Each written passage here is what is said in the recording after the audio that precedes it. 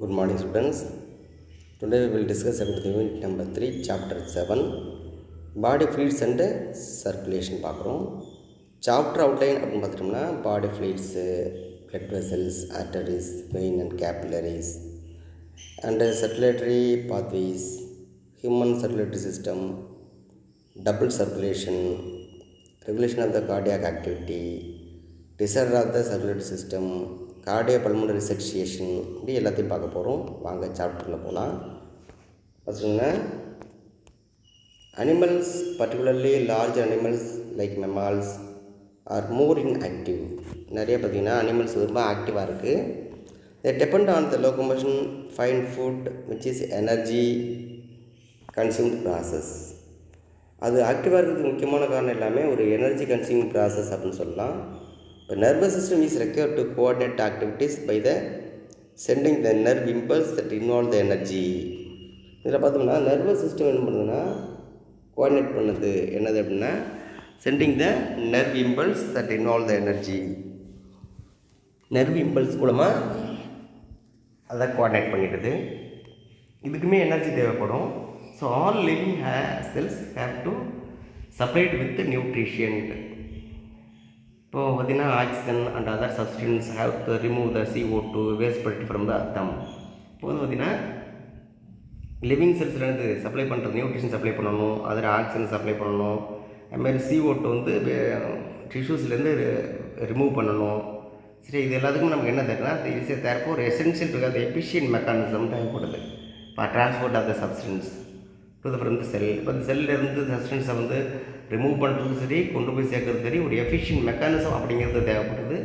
அது என்ன அப்படின்னு பார்த்தோம்னா different group of animals have evolve in different method of transport. இதில் பார்த்திங்கன்னா நிறைய அனிமல்ஸ்லேருந்து பார்த்திங்கன்னா டிஃப்ரெண்ட்டான டிரான்ஸ்போர்ட் மெத்தட்ஸ் இருக்குது. இதில் பார்த்திங்கன்னா வெரி ஸ்மால் ஆர்கானிசம்ஸில் லைக் ஸ்பான்சஸ் அண்ட் சீலண்ட்ரேட்டில் லேக் ஆஃப் சர்க்குலேட் சிஸ்டம். அதுக்கெலாம் சர்க்குலேட் சிஸ்டமே கிடையாது. இதில் ஸ்பான்சஸில் சீலண்ட்ரேட்டில் இல்லைன்னா சர்க்குலேட் சிஸ்டமே கிடையாது. So water from the surrounding enter the body cavity to facilitate the cell to exchange the substance by the diffusion method அப்படின்னு சொல்லலாம்.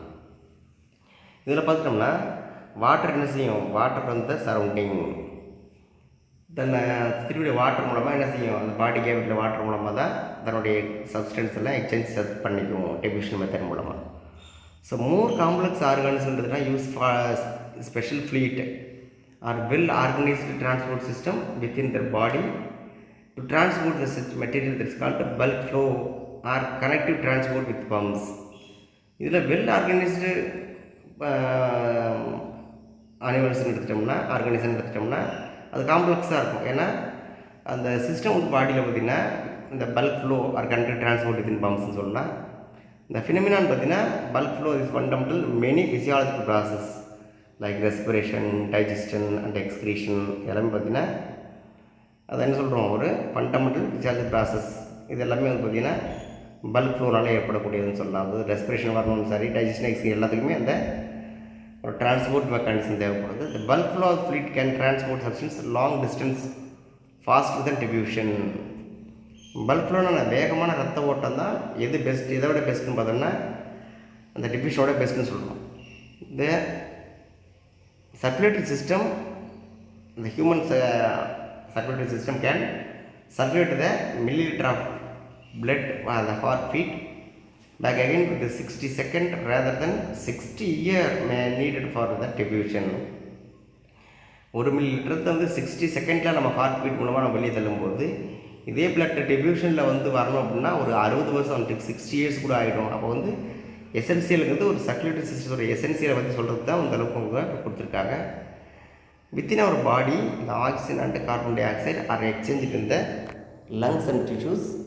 Various nutrition from the digest system are carried to the liver and the wastes from the tissues are carried by the blood and finally remove by the kidneys அப்படின்னு சொல்லலாம்.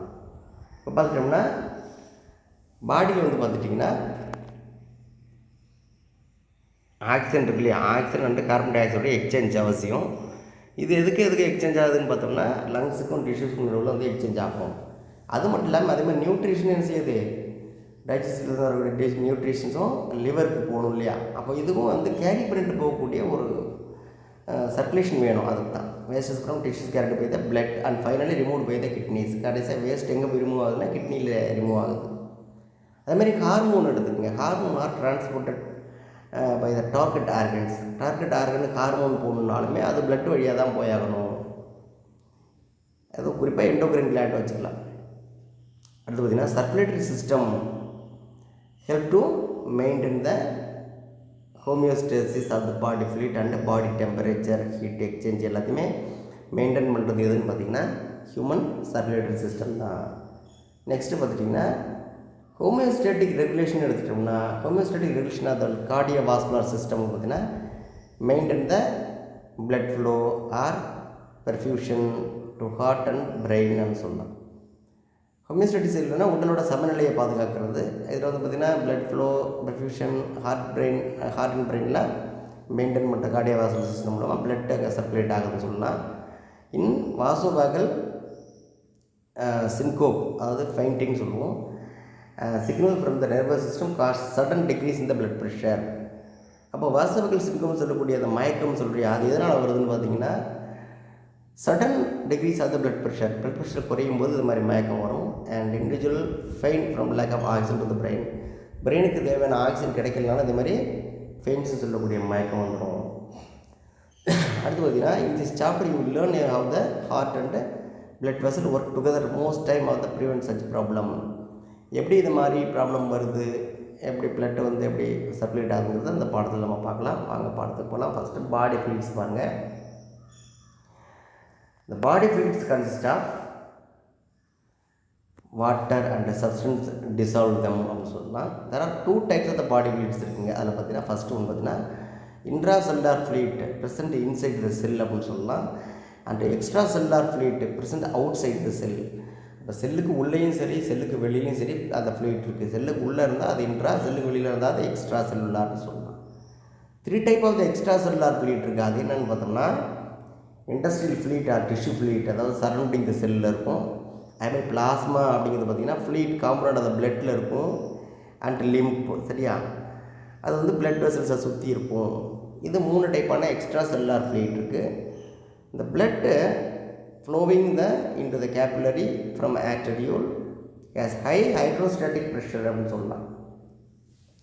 இந்த blood எடுத்துகிட்டோன்னு வச்சுக்குவோம், blood கேபிலரியில் ஒரு high concentrate hydrostatic ப்ரெஷரில் இந்த blood வந்து செய்யும் இருக்கும். இந்த pressure brought about the pumping action of the blood pump ஆகிறதுக்கு இந்த ப்ரெஷர் வந்து ரொம்ப ரொம்ப முக்கியம். அதில் பார்த்துட்டோம்னா and tend to force the water and small molecule out through the permeable wall and capillary into the tissue fluid. இது மூலம் தான் இந்த பெர்மியல் வால் மூலமாக, அதாவது பாதி கடத்தக்கூடிய வால் மூலமாகத்தான் வாட்டர் மாலிகுல்ஸ் பிளட்டுக்குள்ளேயும் பிளட்டில் இது வாட்டின ஃபுட்டு வந்து டிஷ்யூஸ்க்கும் போயிடும். Value of fluid of the which leaves the capillary to form the tissue fluid and result two pressure, அதாவது hydrostatic pressure and oncotic pressure அப்படின்னு சொல்கிறோம். 2 ப்ரெஷர் வந்து ஆக்ட் ஆகுது. அப்படி ஆக்ட் ஆகும்போது இந்த anterior end of the capillary பெட்டில் இந்த வாட்டர் பொட்டன்ஷியல் ப்ரெஷர் எப்படி இருக்குன்னா லெஸ்ஸராக இருக்கும் தென் ஹைட்ரோஸ்டாட்டிக் ப்ரெஷரோட இன்சைட் த கேபிலரியில். So enough the fluid the tissues, அது வந்து இந்த ஃப்ளூயிட் வந்து டிஷ்யூஸ்குள்ளே செலுத்துறதுக்கு வசதியாக இருக்கும். அடுத்து டிஷ்யூ ஃப்ளூயிட் ஹேஸ் லோ கான்சன்ட்ரேஷனாக இருக்கும். ப்ரோட்டீன் தென் பிளாஸ்மா அதை மாதிரி இருக்கும். இதில் பார்த்திங்கன்னா at the venous end of the capillary bed water potential greater than hydrostatic pressure and the fluid from the tissues flow into the capillary water bed drawn back into the blood. இப்போ டிஷ்யூஸில் form ஆகக்கூடிய some of the wastes fluid எல்லாமே வந்து பிளட்டுக்குள்ளே enter ஆகும் low கான்சன்ட்ரேஷனால்.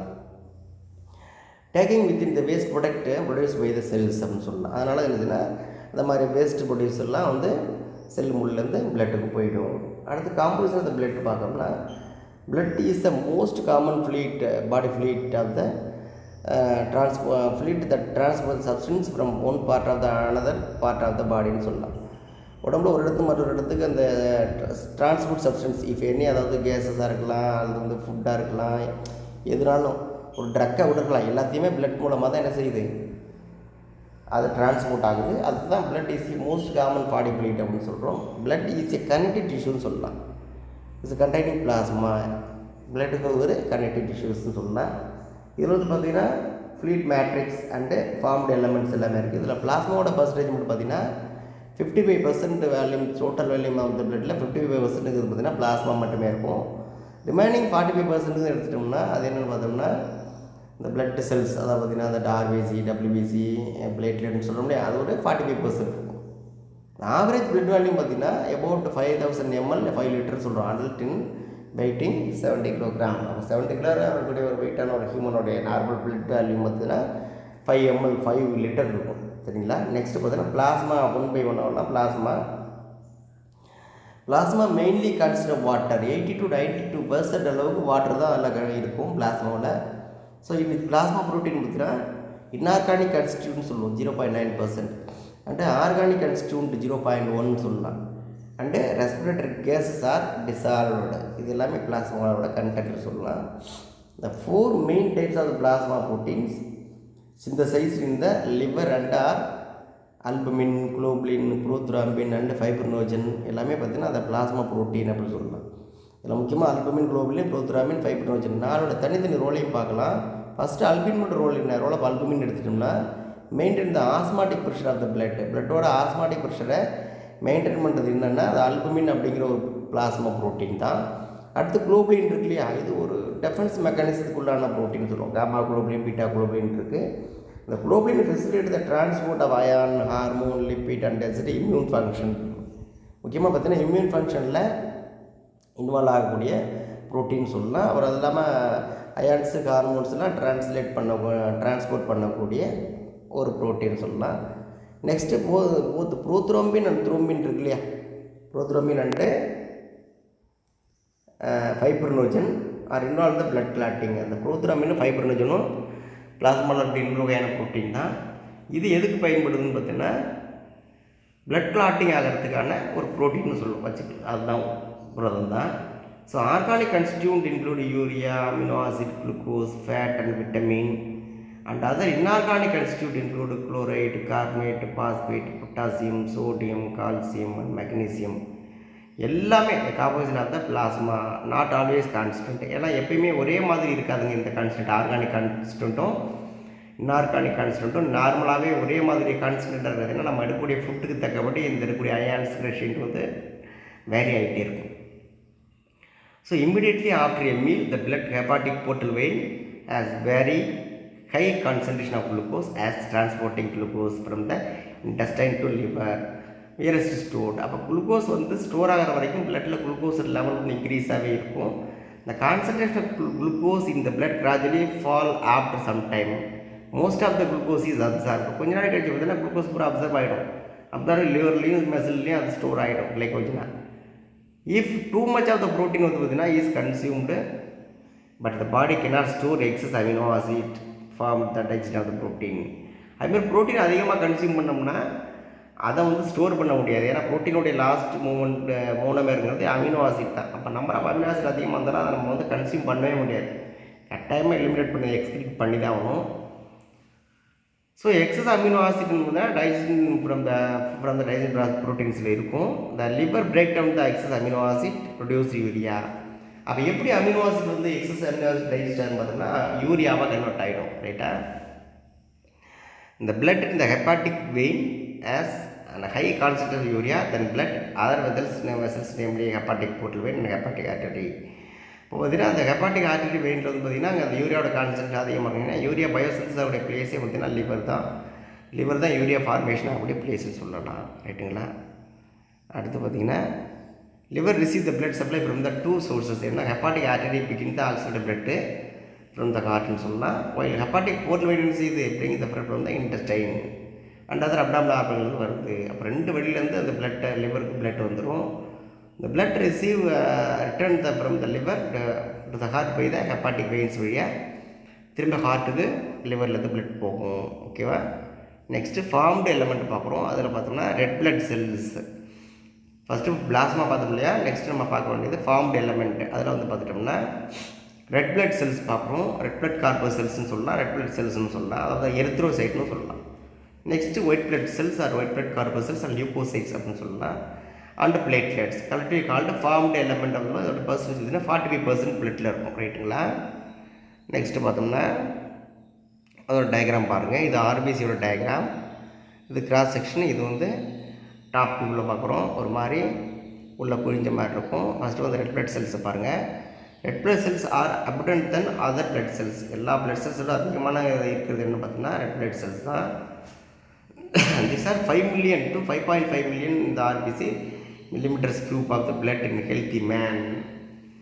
ஒரு cube millimetre பிளட்டில் வந்து பார்த்திங்கன்னா 5.5 மில்லியன் இருக்கும். சரிங்களா?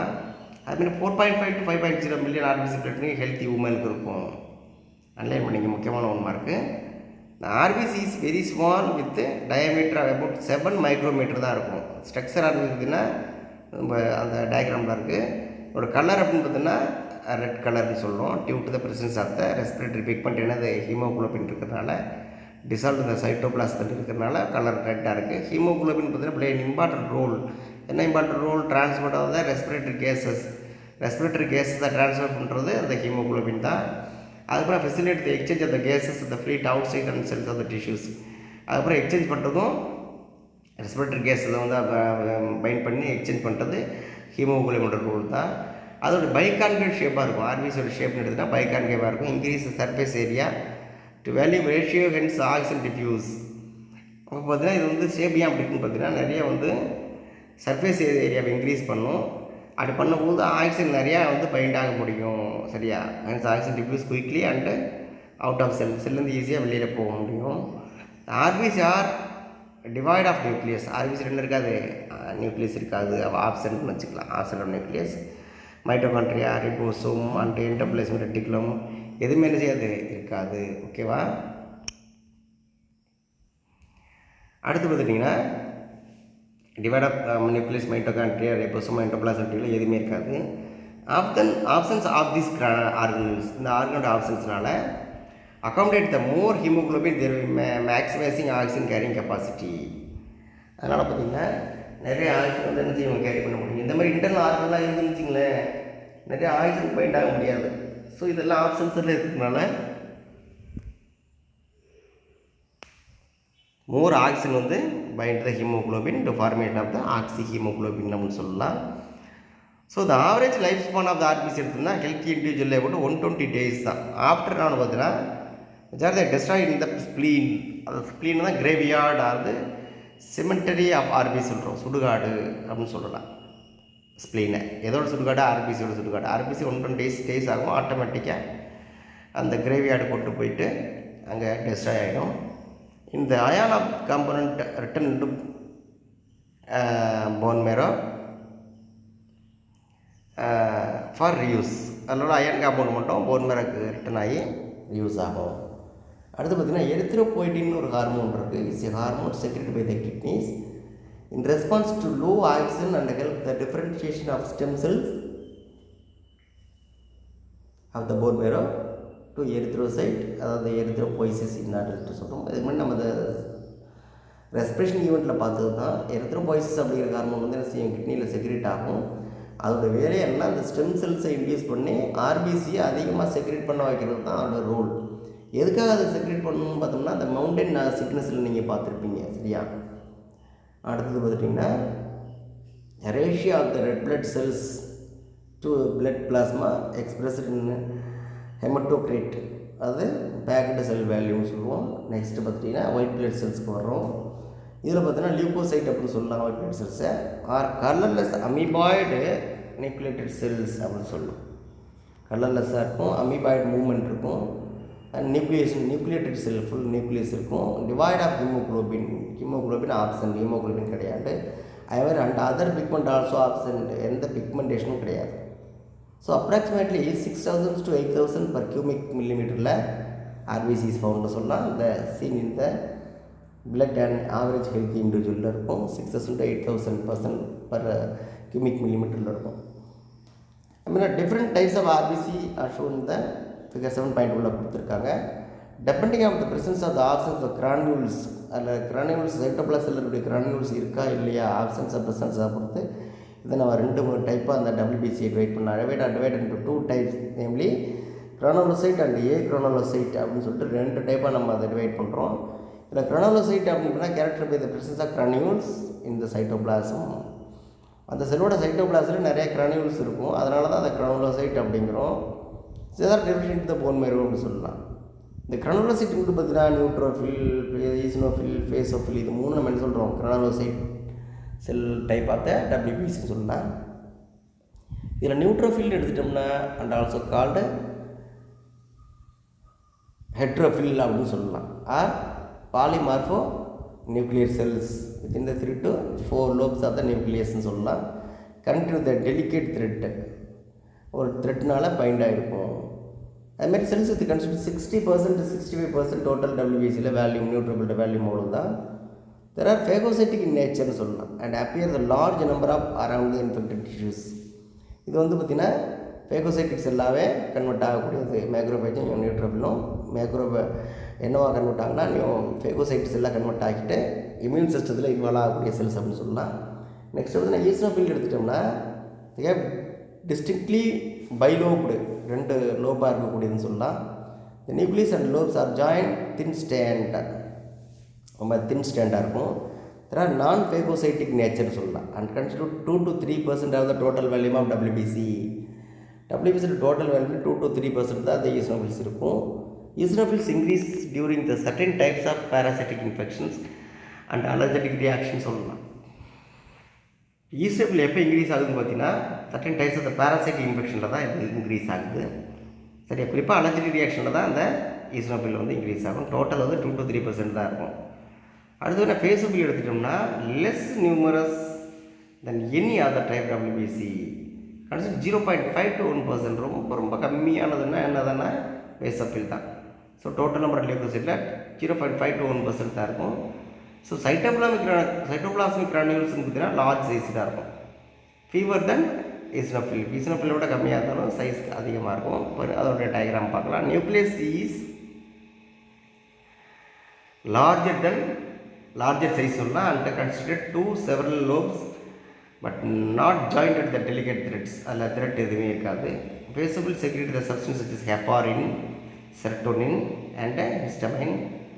தெர் ஆர் ஆல்சோ இன்ஃப்ளமேட்டரி ரியாக்ஷன்ஸ்க்கு வரும். அது மாதிரி ஹெப்பாரின் ஆன்டி கொயாகுலேட்டிக் ஏஜென்ட் அப்படின்னு சொல்லலாம் ஹெப்பாரினை. ரைட்டுங்களா, வாங்க அந்த த்ரெட் டயக்ராம் வரலாம். ஈஸ்னோஃபில், ஃபேசோஃபில், நியூட்ரோஃபிலில் பார்த்தீங்கன்னா அதோட சைட்டோபிளாசம் என்ன இருக்குது, கிரானியூல்ஸ் இருக்குது, டாட் மேட்ரிக்ஸ் இல்லையா, கிரானியூல்ஸ் இருந்தாலும் அது நம்ம கிரானுலோசைட் அப்படின்னு சொல்கிறோம். கிரானுலா லிக்கோசைட் சொல்கிறோம். ஏ கிரானுலாவில் பார்த்தீங்கன்னா டாட் மேட்ரிக்ஸ் இருக்காது. ரைட்டுங்களா, அதுன்னு சொல்கிறோம் ஏ கிரானுலோசைட் அப்படின்னு சொல்லிக்கலாம். வாங்க அதை போய் பார்க்கலாம். ஏ கிரானுலோசைட்ஸ், ஏ கிரானுலோசைட் எடுத்துன்னா character by the options of the கிரானியூல்ஸில் பார்த்தீங்கன்னா இந்த cytoplasm deficient to lymph gland அப்படின்னு சொல்லலாம். அப்போ பார்த்தீங்கன்னா இதில் என்ன இருக்காது, ஆப்ஷன்ஸ் ஆஃப் கிரானியூல்ஸ் சைட்டோபிளாசம் இருக்காது. இதில் பார்த்தீங்கன்னா 2 டைப்ஸ் இருக்குது. என்ன பார்த்தீங்கன்னா லிம்போசைட் அண்ட் மோனோசைட்னு 2 types of the agranulocyte இருக்குது. இதில் லிம்போசைட் பார்த்தீங்கன்னா கன்சிடர் 28% டபிள்யூபிசி இருக்கும். லிம்போசைட்டில் பார்த்தீங்கன்னா 28% டபிள்யூபிசி இருக்கும். These have large round nucleus and small amount of cytoplasm. இதில் நம்ம பார்த்தோம்னா அந்த சைட்டோபிளாசம்ங்கிறது பார்த்திங்கன்னா ஸ்மால் அமௌண்ட்டாக இருக்கும், நியூக்ளியஸ் கொஞ்சம் பெருசாக இருக்கும். அடுத்து பார்த்திங்கன்னா 2 டைப்ஸ் ஆஃப் த லிம்போசைட் பார்த்திங்கன்னா பி செல்ஸ் அண்ட் டி செல்ஸ்னு 2 டைப்பான லிம்போசைட் இருக்குது. Both and B and T cells ரெண்டுமே என்னது, இம்யூன் ரெஸ்பான்ஸில் இன்வால்வ் ஆகக்கூடிய செல்ஸ். ரைட்டா, இதில் பார்த்திங்கன்னா அந்த B cell produce antibodies to neutralize the harmful effect of foreign substance and T cells are involved in cell-mediated immunity. இல்லை பி செல்ஸ் பார்த்திங்கன்னா சில ஆன்டிபாடிஸை ப்ரொடியூஸ் பண்ணக்கூடியது. சரிங்களா, அதனால தான் அதான் ஹியூமன் இம்யூனிட்டி இன்வால்வ் ஆகும் அப்படின்னு சொல்லலாம். அதுமாதிரி டி செல் ஏர் இன்வால்வ் ஆகுனா செல்-மீடியட் இம்யூனிட்டி, செல் டைப்பான இம்யூன் ரெஸ்பான்ஸ் நமக்கு கூடியதுனால அதை செல்-மீடியட் இம்யூனிட்டின்னு நம்ம சொல்லலாம். லாஸ்ட் ஒன்று பார்த்திங்கன்னா மோனோசைட்டுங்கிறது மேக்ரோபேஜ்னே சொல்லலாம். There are phagocytic cells that are similar to mast cell அப்படின்னு சொல்லலாம். And have kidney shaped nucleus இருக்கும். அதில் கன்சிடர் 1.3% டோட்டல் வேல்யூம் டபிள்யூபிசியில் இருக்கும். அதோட வேல்யூங்கிறது 1.3 மைக்ரோபேச்சஸ். அது மாதிரி microphages of the central nerve system, அதுதான் மைக்ரோகிளியான்னு சொல்லுவோம். அதுமாதிரி இந்த நர்வஸ் சிஸ்டத்தில் இருக்கக்கூடிய மைக்ரோபேச்சஸை மைக்ரோகிளியான்னு சொல்லலாம். அண்ட் சைனோசாய்ட்ஸ் ஆஃப் த லிவர் செல்ஸில் கஃப்லர் செல்ஸ்ன்னு சொல்லலாம். அண்ட் பல்மோனரி ரீஜனில் இருக்கக்கூடிய அந்த மோனோசைட்ஸை நம்ம அல்வியோலார் மைக்ரோபேச்சஸ் அப்படின்னு 3 பேரில் அதை அழைக்கக்கூடிய எல்லாம் மைக்ரோபேச்சஸ் தான். ஆனால் 3 டைப்பான நேமில் அது வந்து அழைக்கப்படுது. நெக்ஸ்ட்டு பிளேட்லெட்ஸ் லாஸ்ட்டில் பார்த்தீங்கன்னா கால் த்ரோம்போசைட்ஸ் அப்படின்னு சொல்லுவாங்க. தட் ப்ரொடியூசர் வந்து மேக்ரோ கேரியோசைட்ஸ் மூலமாக அது ப்ரொடியூஸ் ஆகும். ஸ்பெஷல் செல்ஸ் இந்த போன் மேரோ, அந்த மேக்ரோ கேரியோசைட்ஸுங்கிறது போன் மேரில் காணக்கூடிய ஸ்பெஷல் போன் செல். அது மூலமாக தான் அந்த த்ரோம்போசைட்னு சொல்லக்கூடிய பிளேட்லெட் ப்ரொடியூஸ் ஆகும். அண்ட் லேக் நியூக்ளி, இதுலேயும் நியூக்ளி இருக்காது. சரியா, டபிள்யூபிசியில் ஒரு நியூக்ளி இருக்கும், ஆர்பிசியில் இருக்காது, பிளேட்லெட்டில் இருக்காது. So blood normally contain 1,50,000 to 3,00,000 to 50,000 platelet cubic மில்லிமீட்டரில் இருக்கும்.